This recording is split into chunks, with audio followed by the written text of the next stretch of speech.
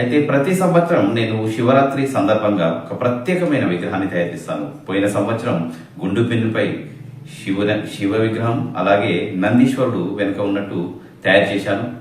మరి ఈసారి డిఫరెంట్ ఉండాలని పంపకాల సూది పైన శివుడు, అలాగే ఆ పంపకాల సూది చుట్టూగా తిరుక్కుంటూ పైన నాగుపాము పడిగే, ఈ రెండు తయారు చేశాను.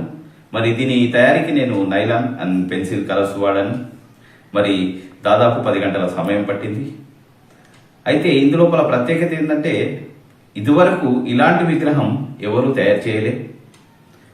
సూది పైన శివుడు కూర్చున్నట్టు, అలాగే ఆ పైన నాగుపాము ఉన్నట్టు